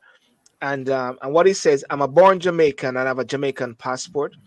I've never hidden the fact that my father, who came to Jamaica from the UK, had got me a British passport when I was a young child. From before the first serving in government, I travel on my Jamaican passport. When I go abroad, like other Jamaicans, I apply for visas from countries such as US and UK to go there. I'm on Barnia, but the local government election and recent polls seem to be driving some grasp of at straws. Now back to the issue of constitutional reform. Jamaica is in the Commonwealth, and our current constitution requires Commonwealth citizens and at least 1 year residence in Jamaica in order to be eligible to be a parliamentarian. Over the years, parliamentary candidates with Commonwealth passports have therefore legitimately participated in general election to become MPs and sat in the Senate. On the other hand, the current constitution prohibits non-Commonwealth citizens who have pledged foreign allegiance from being parliamentarian. The constitutional reform process should reconsider the current rule and make it accord with the realities of the Jamaican experience. So I see right here where Mark Golan is coming from based on this. What he's actually saying is the constitutional reform should reconsider the current rule and make it accord with the realities of the Jamaican experience. I don't know. Is that political or that's fair? I mean, I think if anyone has been listening to Mark Golding since he became leader of the opposition, they would have noted that Mark has said that he is seriously considering extending the number of senators to include a representative from the diaspora. Now, Tubbs, this person who is commenting there, just listen, please. If he's saying he wants to get a representative or representatives in the Senate from the diaspora, i.e., you and I can vote for someone to represent our interest. Well, clearly, it will be stupid of him to think that there will not come a time when someone who was living in the United States, Canada, England, or wherever, it will be that at some point it will not happen that O'Neill might say, you know what, I want to go down for 10 years and give some service to in a representative capacity in the parliament. Yeah. For that to happen, then the restriction as it exists must be removed. And secondly, I agree with what O'Neill said. If I've evolved in my thinking on a topic, how does that amount to hypocrisy? And thirdly, Mark Golding was not the leader of the People's National Party in 2007 when Darrell Vines, for example, was forced to give up his citizenship. Fourthly, the law is what it is. Yes. You can't blame Mark Golding for somehow being part of a political party that took a decision to bring those cases, because I tell you this without fear of being contradicted. If in 2007 there were 5 PNP MPs who had United States citizenship, I know that the Jamaica Labour Party would have brought them to case. Go to hell and shut up. Yeah. Please. So the interesting thing, Silburn, and this is where I think we have to evolve as people. Your thinking when you were 20 is different than when you were 25. If you're a learned individual, you don't have the same perspective from when you were 20, 25. You gain more knowledge and you change. Matunda and I might have a discussion and I realize, holy cow, the things that I thought about is totally wrong. Now I got to change my perspective because of that crack. And I sometimes, when someone come out and have a different position that they had 10 years ago, all of a sudden we said they are hypocrites. Yes. No, it's just that we have gotten more information and that evolved. We should want our politicians to evolve their thinking based on new information. Exactly. Right? Exactly. You're so right, O'Neill. You're so right, O'Neill, because leaders don't have to have themselves in a cuckoo. They're actually there, entering the space in the atmosphere, and they can say, "Listen, I've been thinking this. I think Michael Manley said, I'm a change man." Didn't he said one time, "I'm a change man. I've seen some things, and I've actually reevaluate how I think." Are people going to say that he's a hypocrite or so? One of the things that really disturbs me a lot with my fellow Jamaicans, my lovely fellow Jamaicans, is that if you actually say something which goes against what the government is actually saying, when you're thinking it through, you're an activist, you're a PNP. If you think on something which is a JLP leaning, or it is a line, yeah man, everything live, bum fist. And therefore that element of objectivity, critical thinking is snuffed at in Jamaica to a certain extent. It is that's the reason why Jamaicans are connected to politics emotionally. They do not think about the hard facts of getting into or getting connected with politics. They're looking at their personal gains and the elevation of a particular individual or a group of people. Now, if they remove themselves from that type of thinking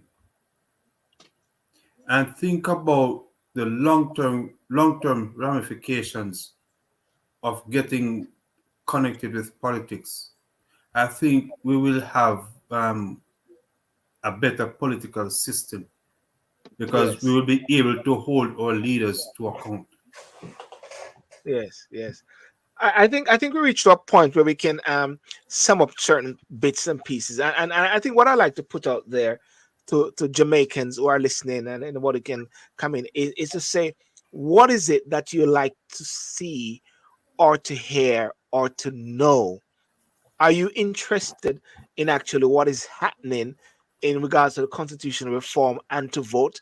Are you going to be like what Tubbs said? They're not interested, and just leave it to the politicians them, whereby they actually represented 27 to 37% of the population of Jamaica. What about civil society? Should civil society play a key role? I was listening to them speaking to the lady who was the head of the church there, and boy, I must say, I shook my head. I wasn't impressed, brethren. Honestly speaking, listening to some of these persons who are maybe on the committee, these are the persons who are actually articulating and advocating for a change in the constitution. As someone would say, it is not redrafting, it's not reforming a constitution. They actually should draft a new constitution. Silver, in the world of a blind man, the one-eyed man is king. Right? And if as Jamaicans we fail to engage in certain process, such as the political process that we have going on, we are telling our politicians, you can sell us that sea can be built overnight. And we believe it. Yes. I mean, I agree with that. What you've said just now, Silburn, in terms of the quality. When someone says, I mean, I saw the headline, church church representatives on the committee were saying, in the name of Jesus, sign. Why don't you shut up and stop this emotive crap? you know, stop this emotive crap. I mean, the people will not be as interested in constitutional reform as they perhaps would be interested in a game of cricket or football. Okay. However, it is a responsibility of those who know to bring that in whatever form. You know, what's his name? Dr. Eric Williams. When he went back to Trinidad, he would go out to Woodford Square and talk about the issues, the political issues of the day, and help to educate the people. Now, we have smartphones and so forth. Phones are smarter than some of us. We can share this. We can share this in whatever. I mean, I'm on what's it called, Instagram, and I see a lot of Jamaicans on Instagram being very creative, sending out the messages and so forth. Damn it, I learned to cook curry goat partially via. You learned to cook curry goat via Instagram? Is that what you said? I'm not ashamed to say that. You're checking me to say yes. I can cook it. So the point I'm making, the bigger point I'm making, was don't forget to rice in your hand. Yeah. The bigger point the bigger point I'm making is this, and the more serious point I'm making is this. Is this. We have the tools that we can use to educate and inform people. And we must, those of us who are in the know, and I'm talking to myself, must use the medium to get the message across, because it is not the sexiest of topics. Even amongst lawyers, it's not the sexiest of topics. And so we must communicate in a manner that people can understand, and that means bite size, and be relentless with it, because people might not want to read the Constitution from cover to cover, but I guarantee you this, they know that a document exists in which their rights are set out. Yeah? I think Matunda, one of the issues that we are having in Jamaica is the distrust in our political system. And then you layer on top of this, people don't care. I've spent an enormous amount of time in Jamaica this year having great discussion.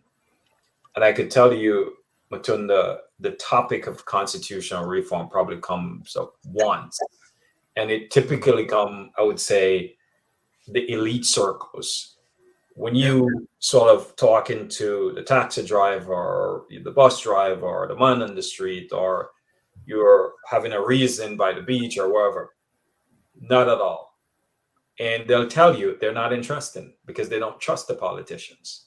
And I think that's what we are living in as a society where, because to your point, the politicians are not doing exactly what you just said in explaining policies to the people.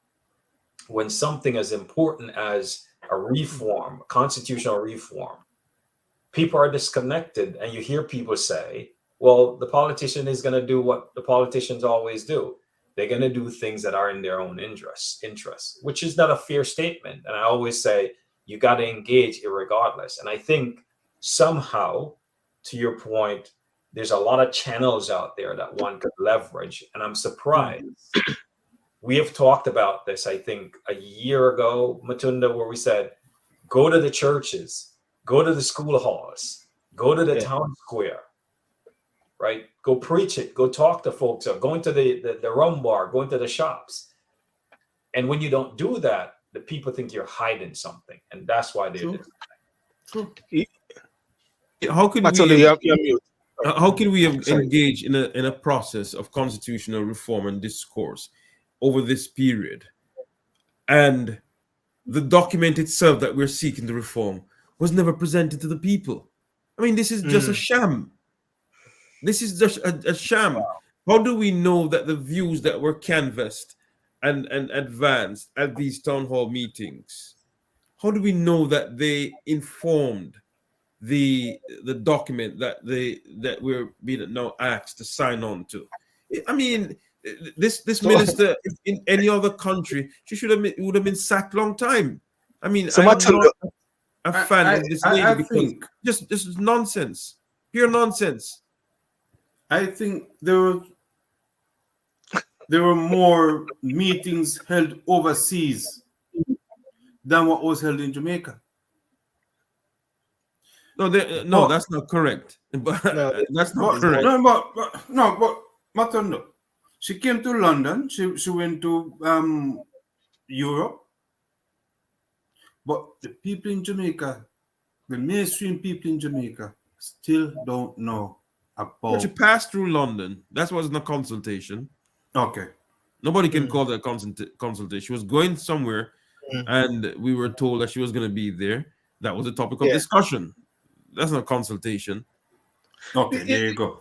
I think one of the questions we want to ask is about civil society, the role with civil society playing a key role there. And Matundu, you said something really powerful a while ago. Did the Constitution, was it handed and shown to the people and said, this is a document, and now we're going to work on this document? No, they didn't get it, did they? No. Let's ask Daniel. Daniel, hey, how are you, Daniel? Hi. I'm well, thanks. Thanks for having me. Yeah, thanks for coming in and closing the show. I really wanted it because we wanted a lady on the thing. Only stars go showing, you know that. Only stars go showing. They go full assembly, you know. How are you, Daniel? We're at that point here where we just coming to the ending bit where it is like the educational process wasn't there. Matunda just said a while ago, but hang on a second. Was the Constitution presented to the people and to say this is what is going to be reformed? What we are seeing here going on now in Jamaica is like there's a tug of war between the two political parties. But then I looked at it and I said, hang on a second, 27%, 30%, 37% of the people of Jamaica voted the last government in, which is like 708,000 people. So really and truly, they are not speaking for the mass in a way. So Daniel, what's your take? You're on the ground. Yeah. All right. So let's put it into context. Afternoon, everyone. NIA had a seminar which explained why I couldn't join you earlier. So respect to what's happening, it's a sad state of affairs, and I'll tell you why. Your colleague is right. We've never had consultation in respect of our constitution. And when I say never, I mean from the beginning. From the beginning, the process excluded the public. And in this particular instance, you will agree with me that persons who sat on the Constitutional Reform Committee were never representative of the societies that they are claiming to have representative rights for. In other words, you will note that they were appointed by the government to sit on the committee. Civil society wasn't asked to nominate someone to put on the committee. The JTA wasn't asked to nominate someone to put on the committee. The Youth Council, the student body, the Prefect Association, none of the youth entities were asked to nominate someone to place on the committee.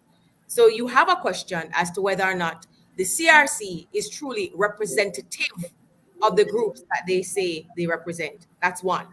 Because you'll recall that in some quarters some time ago, we had a representative indicating that members of the civil society were bullies on the issue. If you represent an entity, can you properly describe the people you represent as bullies? That's equal to me representing my clients and telling them that my client is guilty. Absurd. That's one. Two, we start a process without telling the people what the process involves or entails. What are you reviewing? Do you know what you're reviewing? You hear the conversations about president, executive. We hear the conversation of the exorbitant salary of the GG in the context of an exorbitant salary of parliamentarians with a lack of job descriptions. But have we made an effort to educate the people so that they can reasonably say, this is what we want? So we've taken the more sexy issue of doing away with the king because it is the thing of the moment. It is what everybody else is doing. So we want to make sure we're on that train because Jamaica never gets left behind. But the question is, are we doing it in a manner and in a state, and to use the government's term, are the phases relevant to the institutions and the individuals that it will represent? So it's a checklist. The government clearly has a checklist which says, this is what we want to achieve. Doesn't matter what everybody else says, that's fine. In fact, I will go further to the opposition. It's become a political card. Because one would have thought that the opposition would have seen that there was a dearth, there was a lack, there was a chasm of knowledge. If you or I were running for office, would you not have capitalized on the fact that you need to politically educate your citizens so that they can make a reasonable decision? Yeah. The opposition hasn't taken that opportunity either. So in the absence of the opposition taking the bull by the horn, so to speak, and educating the public, and in the absence of the government pushing forward public education so that the people can properly determine what it is they want, civil society has no choice to eat the elephant a bite at a time by dividing the work up amongst themselves and supporting each other. So what you have here is that this has caused a strengthening of the alliance between civil society. So you have JFJ, you have the Advocates Network, which is a conglomeration of all most, I shouldn't say all, of many civil society organizations coming together to decide, let's assist in the process of public education. So when JFJ puts on a function or a town hall, other persons go to help to show what is happening. When NIA puts on something, everyone comes out and mobilizes the forces to come out to say, this is what the process is. I think the problem that we've been having prior to 1962 and now is that the politicians feel that they are the brightest, they are the most educated, and they are the most suited to make a decision on behalf of the people.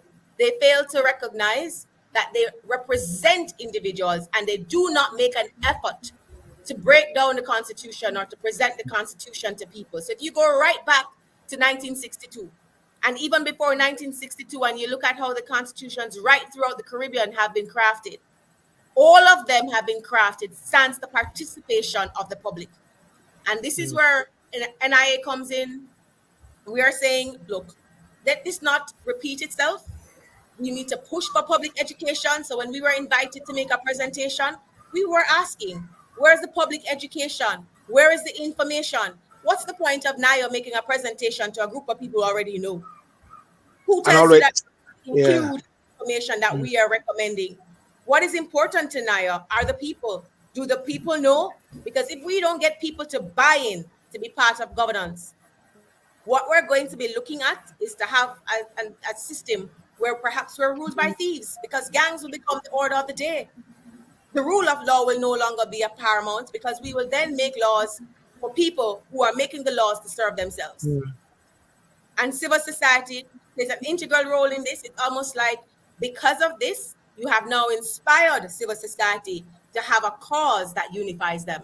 It is a remarkable opportunity and an extremely extraordinary time in Jamaica, where civil society not only seeks to work together, but they're aiming for the very same thing, to improve public education, where we want constitutional reform, if it is that we are to get an orderly society for the next 30 years.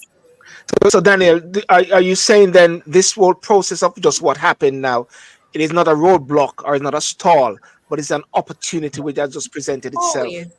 This is where I'll take the Chinese in their belief, where they say a crisis is an opportunity. This is not 1962, where only a few people have information. We've got social media. People see and people understand. And this is where you also have civil society. Now, if it is that they're moving towards having a cabinet decision that will take into consideration the recommendations, you're still going to have 70% of the population say, decision for what? And then are you going to say to me that those who don't vote don't have a say in the Constitution, that you're only making decisions for the 30% that vote? If that is so, give back the 70% who don't vote their taxes. Because what you're doing is that you're saying you're only ruling for a few, when in fact, it is every Jamaican, regardless of color, race, class, where you vote, where you live, whatever it is. All that joins us together is that we're born under the same flag. And so if you're going to rule, you need to make sure that you bring in other people. And where we are is that particular prognosis that says, oh, people aren't interested. It's not that they're not interested. People just don't know. And our challenge now, through what you're doing and through others who are blogging and talking, is to educate people with the right, correct, fair, and trustworthy information that allows them to make a choice. You see, Daniel, you touched a point there a while ago, which when you said that the 70%, what about that 70%? Is it that the government, if they're really serious, well, the political class or the political employees, they should actually take that on board and say, let's public servants. Yeah, public servants. Let's reach out to this 70%. We have a mandate to reach out to this 70%. A mandate going to the school. Yeah, go on. Yeah. Think they care? They don't care. They don't care. The issue before all of us, which is what we don't want to talk about, is that all that this focuses on is power. It's a conversation about who can control the power. And if the 70% don't care, we just win. It's saying to people, it doesn't matter how we win. The fact is we've won. So whether, when you do exam, at least when we do the exam and me barely get a pass mark is 40 and we go home with a 41, my mother would not take the one. It's almost as if you completely fail. So our government doesn't see it that way. They see the fact that you have won as a triumphant thing, that you have won. Worse, you have the majority. So when you have the majority, you have power. When you have power, you seek to what? Amass it. You seek to secure it.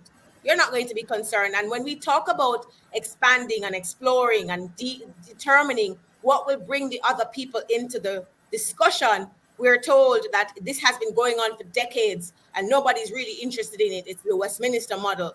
Yet still, nobody's seeing the model and seeking to change the model to bring people in. What we seek to do is to change the things that are sexy. We're not seeking to include civil society. We're not seeking to have a reform of the Constitution that will encourage sincere public participation. What we seek to do is to ensure that we can stay in power for as long as we can stay in power. Why don't you think there was no ramming through Parliament of an amendment for term limits? That could have been done. Term limits could have been done just as quickly as we've done an amendment to have the DPP change and stay. So just like the SOE. So can I say, well, we don't know, or do we know, is term limits, impeachment, and those bits, are that in the Constitution? Well, the reform or term limits. Remember now, what we're talking about is term limits for our Prime Minister. We don't have that in our Constitution. What our Constitution says is that you go up for election after a period of time. The Constitution does not dictate that you can't serve it doesn't limit the period of serving, which is why you find in the Caribbean, everybody they start as a young boy and they leave out in a wheelchair. Yes. Because there are no term limits. Yes. Impeachment is something else that we don't have. We talk a lot about taking the Westminster model, but there's some elements that we have not taken. We don't take the requirement to resign upon an event that is before the recalling and stuff like that. Yeah, we don't have recall. We don't have a system that has morphed to appreciate the nuances of government. And so, constitutional reform, those are real issues to constitutional reform. Any questions from you guys to Daniel? Daniel Archer, she's the principal director of National Integrity of Action. Any questions? I mean, term limits, Daniel, are we really saying we need term limits with the small population that we have? I think it would be wise for us to have that discussion. And in some cases, yes. From a personal perspective, I think it allows the system to revolve, because what you find is that persons feel that they become career politicians for life, and that's their job. And then they tell you that you need to pay them PSOJ money, private sector money, because you need to acquire or attract the best. So let's put it to the test. Since you're paying them at the highest grade, you put it to the test and determine whether or not you'll get better people, more talented people who are willing to serve. I mean, I've never been persuaded that term limits for example, the prime minister would work in our small countries in the region. The population size. Take St. Vincent, for example. You have a term limit there, everybody will become prime minister. Is that so bad? Well, it might, yeah, Is it it might bad be. that everybody has a chance to lead? Not a chance. Should we That not have a everybody, discussion about it? Should we not? No, it's not that everybody will have a chance. I'm saying everybody will become prime minister.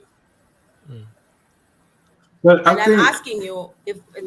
Well, yes, it is bad let me because try and everybody's try- not prime minister material. Just as if, not everybody can't be a chef. We must not delude ourselves in thinking that everybody can be prime minister. No, not everybody can be prime minister. Anybody can learn to be a chef by watching Instagram. I think we need to have the conversation though. Very good point. I think though, Makula, we have the conversation. What we tend Yeah, I'm to not do saying no. I'm not saying no because is to I just have a view. I just have a view, and I'm open to hear.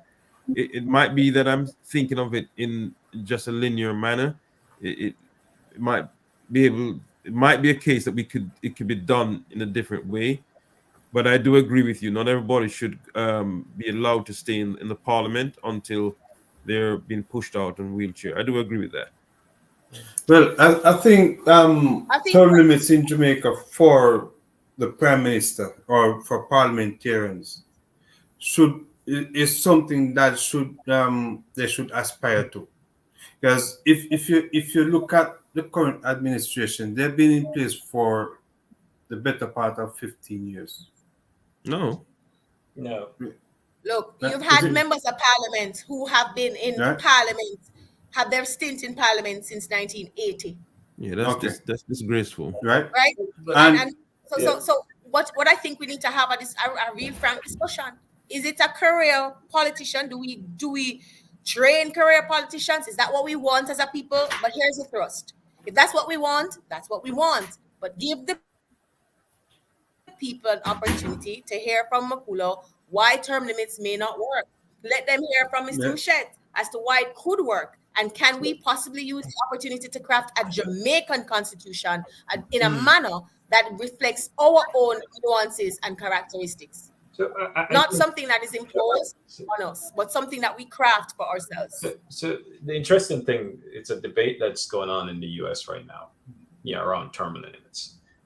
The questions, I think, should be, what is the proper incentive structure and governance system that will govern the Jamaican people?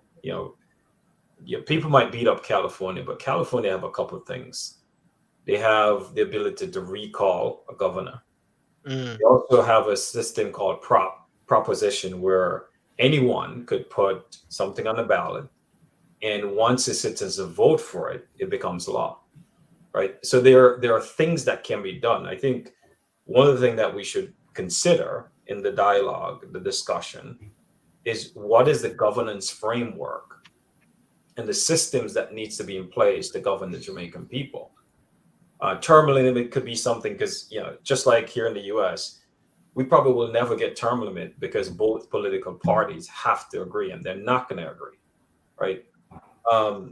But the question becomes, how do you get the Jamaican people to be more integrated in the representation of the governance structure that govern them? And it could be focus on a recall process. Can I recall an MP? Can I recall X or Y? So, the term limit has been something that has been discussed for 20, 30 years here, and it's never going to happen. And I think, I suspect it's the same thing in Jamaica, because the two political party has to agree, and they're not going to agree. Well, that's where consultation comes in. That is where going out and talking to mainstream Jamaicans, people on the street, people who understand local knowledge and not these fancy terms that they like to use. Yeah. Put it forward to them and let them decide. You don't decide for them. The politicians don't decide for the people what. But that's what I'm saying, Herbert. Right? You have to change the two political party has to agree. Yes, and they're not. But and what I'm saying, have your town hall meetings. Go to the the community speakers having meetings and putting forward, putting proposal forward to the people, but they're letting it stay inside the walls of Parliament. Yeah. How many people in Jamaica listen to radio, to news on the radio every day? How many people will pick up the newspaper and read? But if the politician come to them on an evening and put it out there, people will listen because people will want to see their political representatives in front of them presenting something that is crucial to the development of Jamaica. All right. Okay. Thanks for that. Daniel, I'm going to ask you to give me a sort of closing in the sense of what's your recommendation now as to how this is unfolding? I know you mentioned civil society, but what is your word then as to how you see things should unfold now, the way forward, rather the way forward from your perspective? I think the public we need to ramp up public education from the part of civil society. That's one of the things I think we need to do. More public education and more speaking to people, communicating with them in a manner that they understand. I think we take it for granted that people understand some of the things that we're talking about, recall, impeachment. And because we take it for granted, when we speak about it, we get the impression that they understand when they don't. So we need to do more in terms of communicating the basic principles. And I think we need to show people how important it is to be part of the governance system, how important it is to participate. I think in the same way that politicians use electioneering to get votes, we need to marry that opportunity, use their examples, and do more in terms of getting people involved in the process. What you will have is that people will know, and you can see it on the ground, becoming frustrated with both parties. What will that mean if they don't have options? So we have to take this as an opportunity to do what was not done in 1962 or 1958 and to get people involved in the process from whatever angles we are in.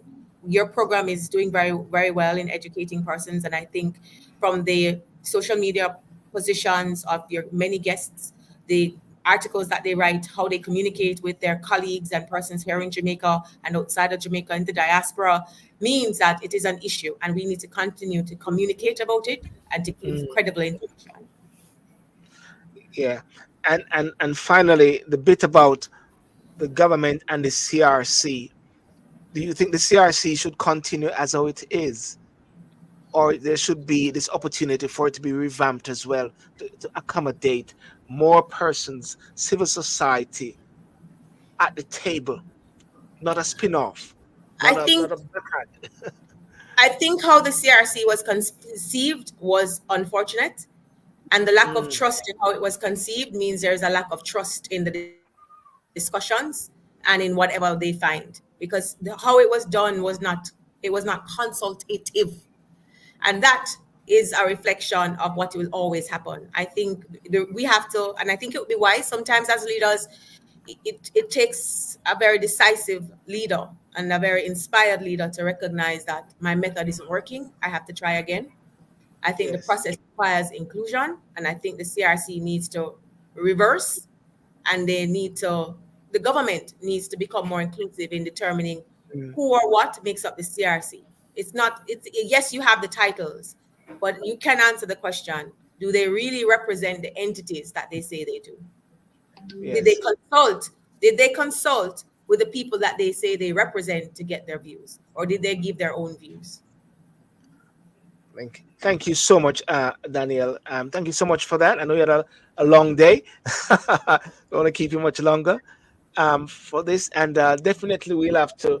I mean, ladies and gentlemen, just to let you know, I'm a part of National Integrity Action. I'm a part of Advocacy Network, a part of JAMP, and all these.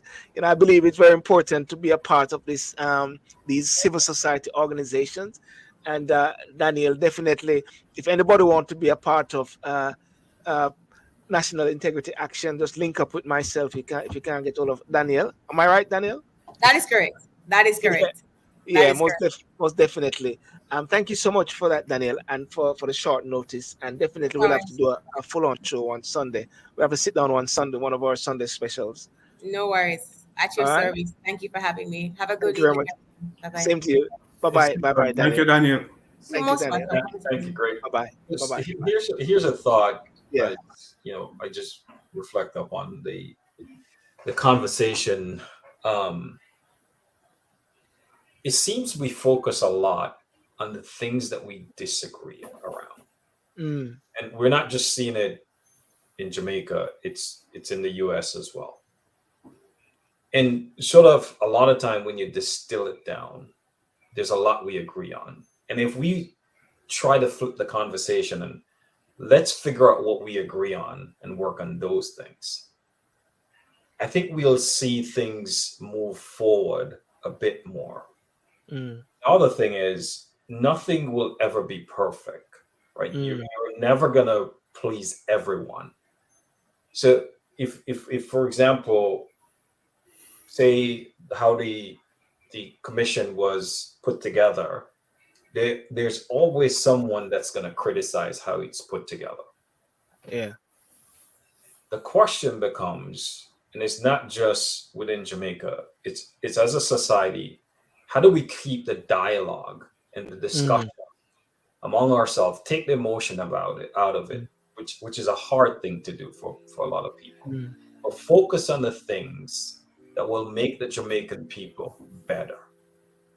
Yeah. And I think if we could do that and assume positive intent, yeah, and get to the table in trying to figure out how to do that, I think we'll have better society. So what you're saying, Anil, is finding that plus factor, to put that plus factor on the whole process. Yeah. Right. Because if not, all we're gonna do is continue to tear things apart, and you get nothing done. Yeah. Okay. Thanks for the Anil. Herbert, last word. I just want to see the people of Jamaica being allowed themselves to be educated in or get involved in the discussion regarding the Constitution and their future. Yeah, definitely. And Matundo? Well, I just say that we are at a tipping point or crossroad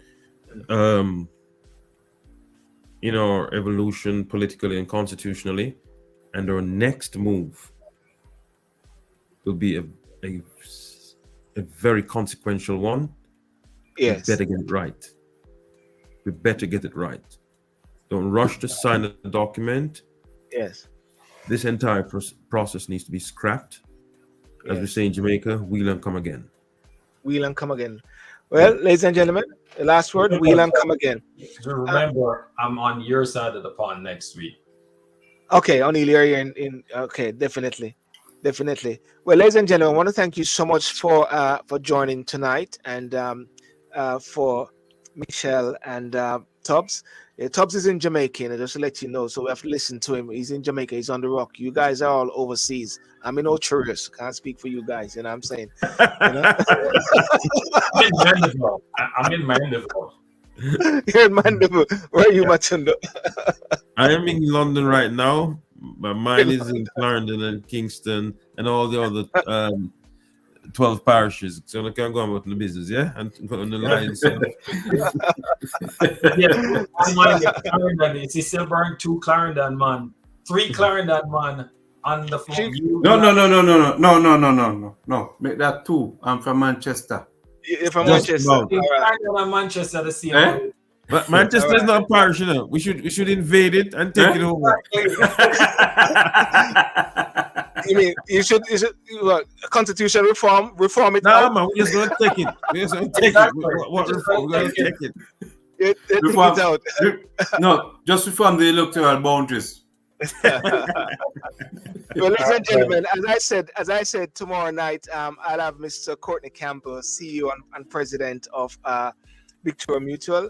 He's chair for the Diaspora conference coming up in June the 16th to 19th. So we're going to be having a discussion with him on the 10 points as to why people should go to the Diaspora conference. And that's going to be tomorrow night at 9 p.m. UK time and 3 p.m. Jamaica time. Yeah, 3 p.m. Jamaica time, 9 p.m. UK time. And of course, I just play this. Attention, Jamaicans abroad. Participate in the Diaspora Day of Service on June 20, which follows the 10th Biennial Jamaica Diaspora Conference. Plan a project or join an existing one. Whether you're planting seeds of change, sharing your skills, or lending a helping hand, together we can build a brighter future for our fellow Jamaicans. Register today and learn more at diasporaconferenceja.eventbrite.com. Sponsored by JN Group, VM Group, and Grace Kennedy. A message from the Ministry of Foreign Affairs and Foreign Trade.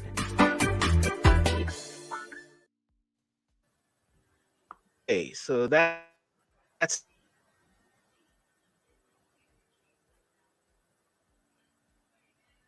mute. Yeah, 1 second. I just realized I was muted. And exit solo layout. Where's Matunda? Oh, Matunda gone. Okay, Matunda, listen. Matunda gone in bed, man. Gone in bed. Oh yeah. Yeah, curfew. Or he's gone to practice what he learned from Instagram.